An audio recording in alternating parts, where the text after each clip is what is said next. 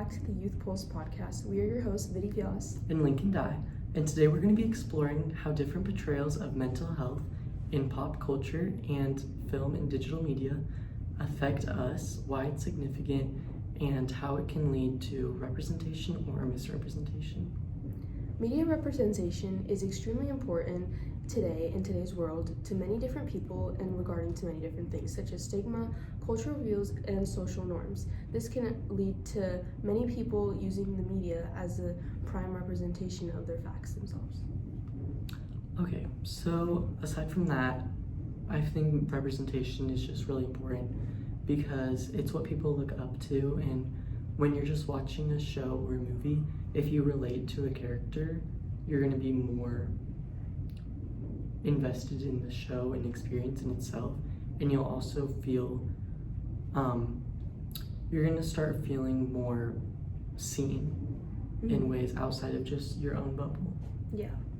And then a quote I found talks more about just how media itself refers to what Lincoln was talking about, and saying how the most common way in which media represents mental health is that the framing or portrayal of people suffering from some type of disorder represents them with conceptions based on the social construction of madness, making the sufferer look separate from normal people.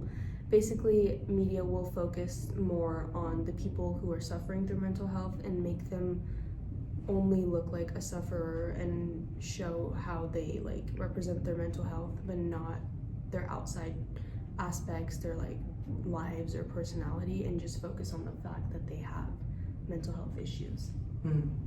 So we're going to start off with a few examples of some shows or characters that we found that we thought were kind of misrepresentations of mental illness.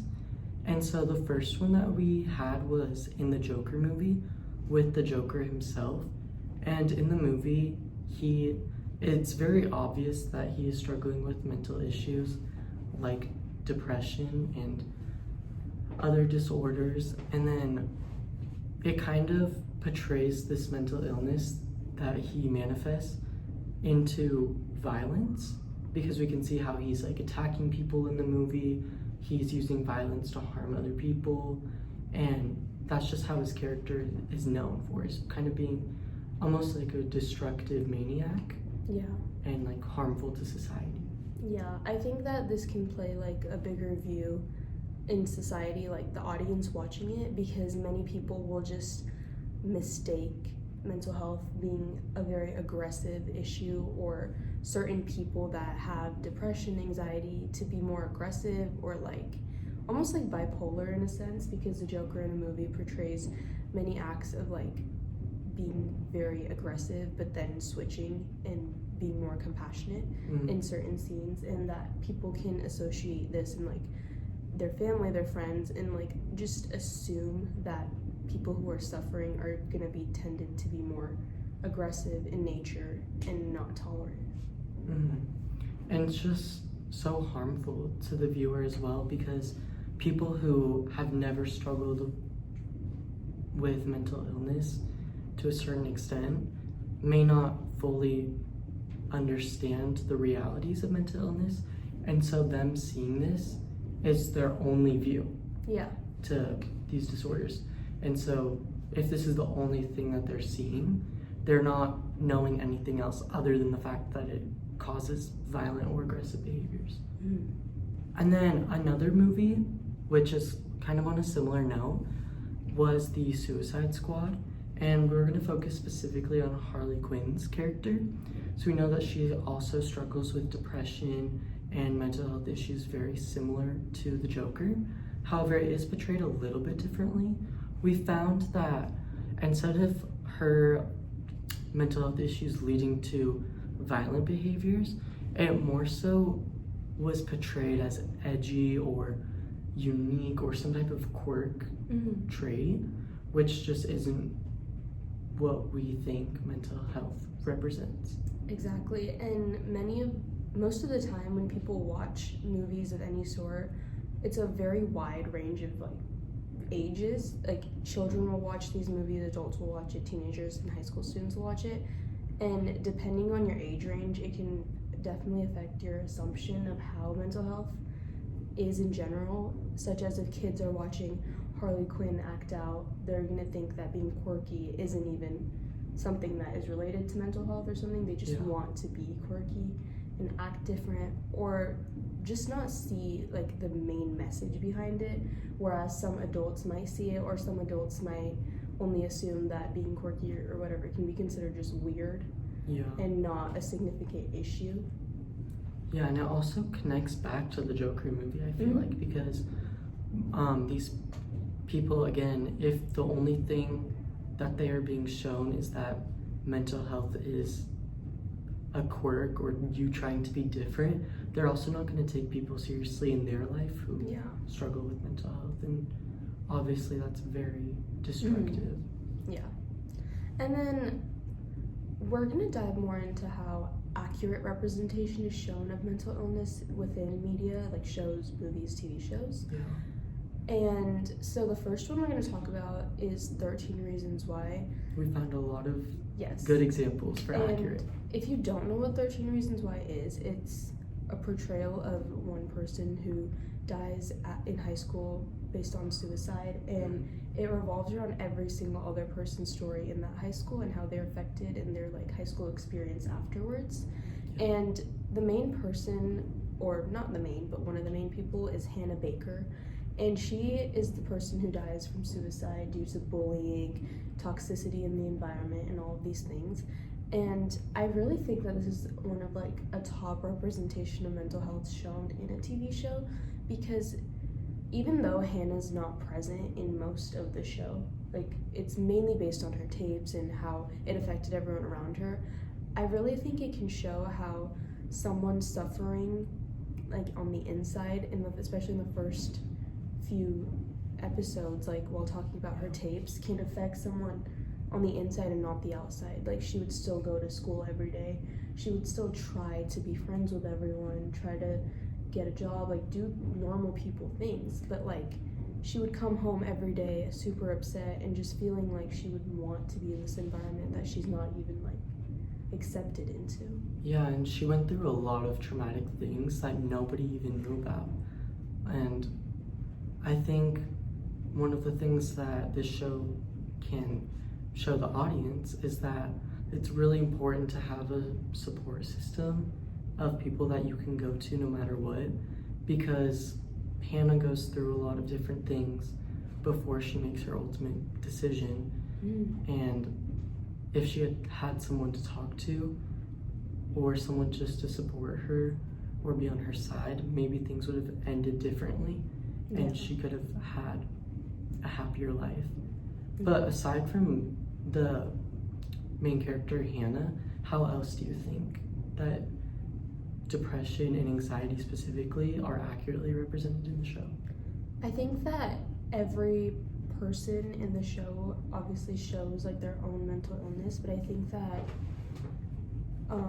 the other two main people that I really like focused on was Justin Foley and Jessica, because they both went through almost similar experiences but way different like outcomes and situations.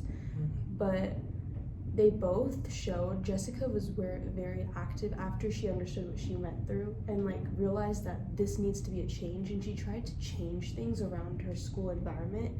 She tried to step up and like do different things, and Justin never really told anyone what happened until the very end. And like he had a very hard childhood and stuff, and I think that the support system and like who you can talk to really affects how you can portray your experience, because if you don't have a good support system, you're never going to tell anyone your story, and that really affects depression, especially in high school students. Like you can't tell your family, you can't tell your friends. Many people aren't comfortable talking to teachers or counselors, but Jessica does take that step and tries to talk to counselors and tries to make a change at her school. So I think those two are very contradicting things, but they almost go through similar experiences. And with Justin specifically, even though he has a very unfortunate ending, to anyone watching who doesn't know, he does end up passing away. I think that the fact that the show was able to show him passing away was also very accurate of mental illness, just because it really shows that not everyone can just magically improve or get better. And while everyone has opportunities to get better, obviously in real life, it's not going to be that way 100% of the time. And with Justin as well, it shows how struggling with depression or other mental health issues can lead to harmful ways of coping, like substance abuse and addiction. Mm-hmm. And I think that was really good representation. Yeah. I definitely think there are 2 reasons why it covers a lot, not just depression and anxiety, but like a lot of different aspects of mental health disorders and like just like different experiences. And I think it's very prevalent to how most people in high school experience them as well. Yeah, for sure. So we did want to move on now to a new film. A lot of you probably know it's Inside Out, the Disney movie, which essentially follows the story of a young girl and how her brain develops. And we get the perspective of not only the girl, but the emotions in her head. There's the 4 core emotions, which is fear, sadness, anger, joy, and disgust. So 5, not 4. And the second movie is what we kind of wanted to focus on, just because it goes a little more into mental health.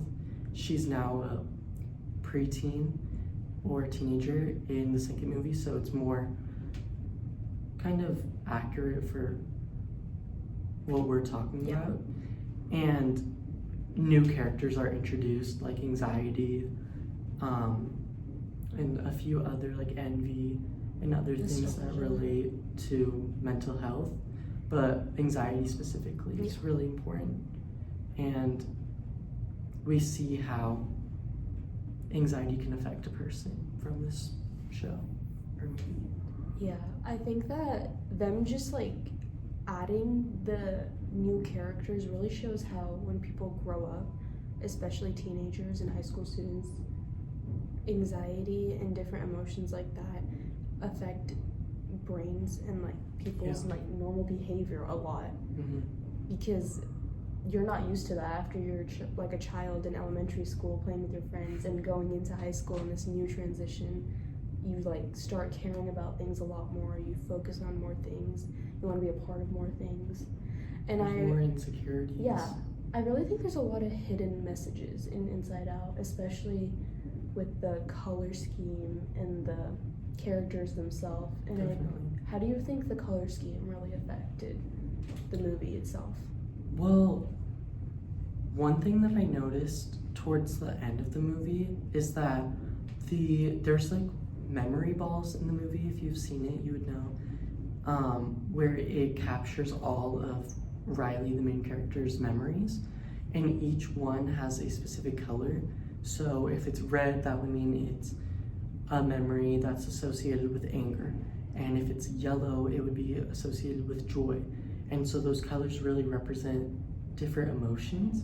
But one thing at the end of the second movie that was really impactful is that some of the memories changed to be multicolored. Mm-hmm. Like it could be red and blue, so it would be a memory associated with anger and sadness.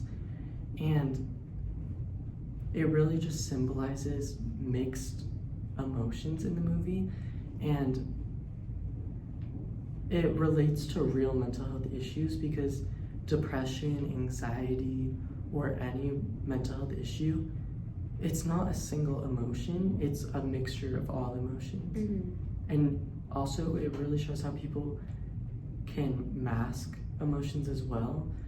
On the outside it might seem like you're joyful, but on the inside you might be really anxious. Mm-hmm. Yeah, I think that those memory balls really help signify the importance of feelings as well. Like it's okay to feel any type of emotion, and it's important that you acknowledge yourself and that certain emotions don't have to be characterized as bad, and all emotions are like they're all significant in a type of way. Yeah. Like they all signify to her memory balls. Yeah, and also not just that they're significant, but also that all emotions should coexist. I think that when we're talking about mental health, it's really easy to just say, oh, you shouldn't feel anxious ever. You should always feel happy and stuff. But in reality, it's healthy to feel sad, to feel angry, to feel anxious at times. Mm-hmm. It's just a problem if it's all the time, and it can develop into an issue. Yeah. And we also see that in the movie. Yeah. With her transitions and her different ways of reacting to different situations. And do you remember at the end how she kind of has an anxiety attack, and in her head the anxiety emotion starts running around in circles, and there's a huge cloud. Yeah. And in reality, Riley is having an anxiety attack and she's panicking. Mm-hmm. I think that's really important too. And I think that's really important that they made this into a Disney movie, so that kids at a young age, and especially people who grew up with Inside Out, really can relate to this journey and learn more about how different emotions should be accepted, and how everyone has different emotions, and how they really affect different people in different ways. Yeah. Okay, moving on to a less happier kind of representation, but still accurate. We wanted to talk about Euphoria, which is a TV show that follows different people's lives in high school. The main character is Rue, who struggles with a drug addiction and major depression and other disorders. But really every single character, it's kind of similar to 13 Reasons Why, where every single character that's in the show has some form of mental illness that they struggle with. Mm-hmm. And there's a lot in this show to really cover. Yeah. I think that this show, alongside 13 Reasons Why, really dives into people's different perspectives of everything, and how each person who suffers different mental health diseases decides to portray it, whether you talk about it, whether you don't talk about it, how it affects you, how you cope with it. Yeah. And this one, I think, really focuses especially on depression a lot. Yeah. Because most of the characters are going through hard times in their own way, and this show really focuses on how relapse can affect different people. Yeah. Certain people, most people don't get over what they're going through. I think that's really relatable, because a lot of articles, a lot of things will give you remedies and methods to cope, but sometimes it's just not gonna work. You need to find your own way. You can't just overcome something. You need to take steps and follow a pathway to get to there, and not to just get rid of it just to get better. Yeah.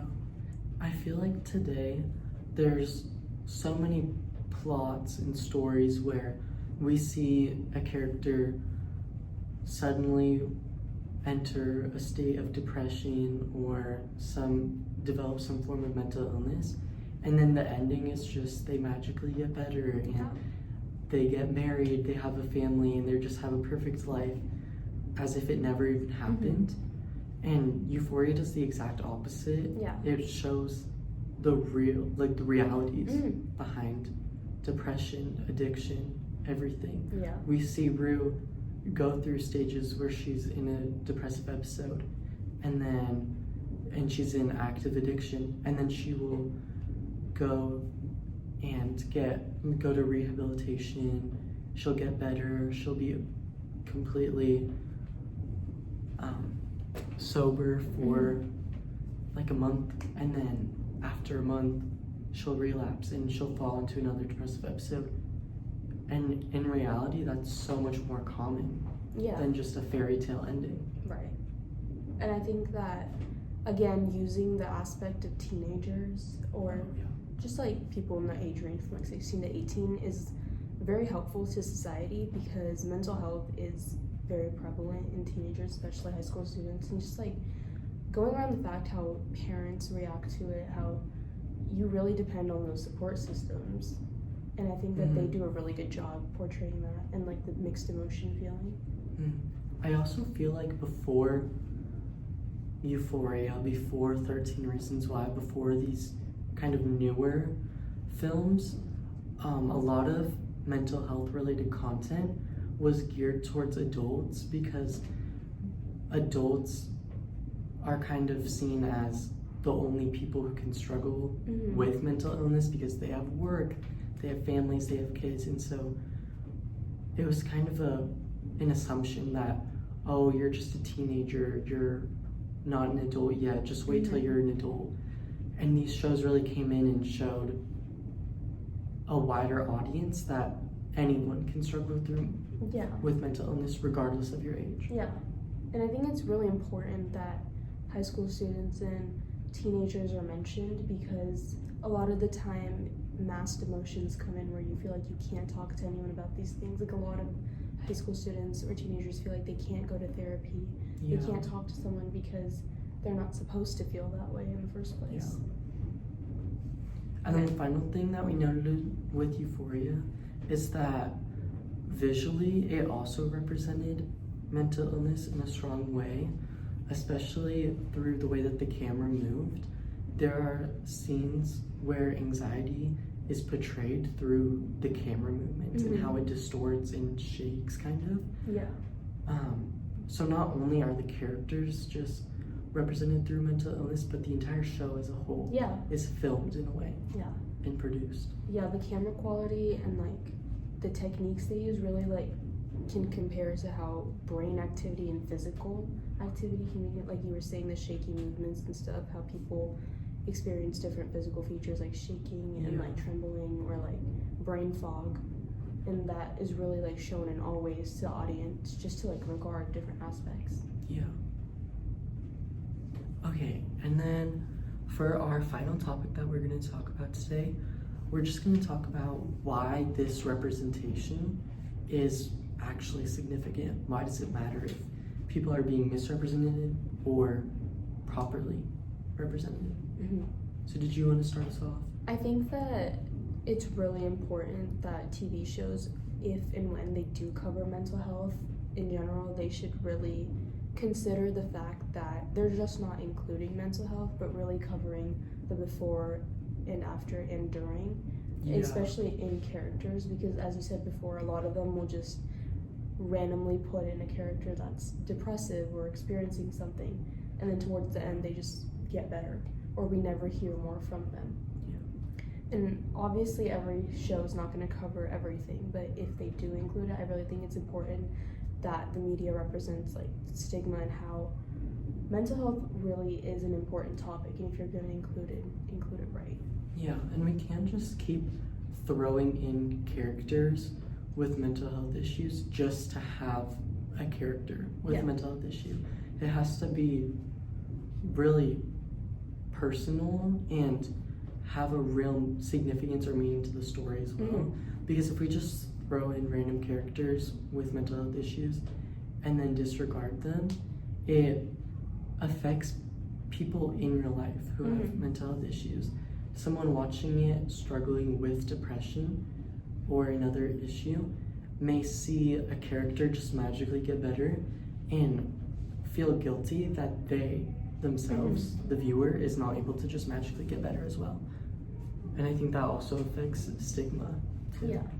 I also think that just spreading the message when it's accurately represented really helps people, even those who don't experience mental health issues or are not experiencing depression, anxiety, to like learn how they can help close family members, close friends in recovery ways. Like just being there for a support system, talking to them, acknowledging that it's okay to talk about it. And people who don't experience mental health issues can really learn from shows and media that represents mental health topics in persons. Yeah. The other part is that it really helps people determine how they want to seek help in the future, and the way that a film or pop culture and media, how people get help has a huge impact on the viewer. If I see someone on my TV screen in a show that I really like or a movie that I really like, or even a celebrity that I follow talk about a healthy way to talk about mental health, such as going to therapy or really any Yeah. way to cope with mental health, that can affect how the viewer gets their help. And if they also see people just in general, especially with high school students or teenagers, if they see a high school student going to therapy or getting help, it may make the viewer feel more safe Yeah. or comfortable going to therapy or Yeah. somewhere else. Because like you said earlier, it's really not necessarily common for young people to go to therapy or struggle with mental health out loud. Yeah. It's mainly just seen as, if you're an adult and you struggle, then you would go to therapy. Yeah. Okay, and just to wrap up today's segment, we just wanted to say that representation in media is really important and to accurately represent mental health, because it really affects how individuals, as you said, take away perspectives of mental health in other people and themselves, and can really act as an emergent way of people to seek help or learn different coping mechanisms or learn how other people in their lives can really be affected. Well, thank you guys so much for watching. If you guys liked this video, make sure to comment, subscribe, like, and follow us for more.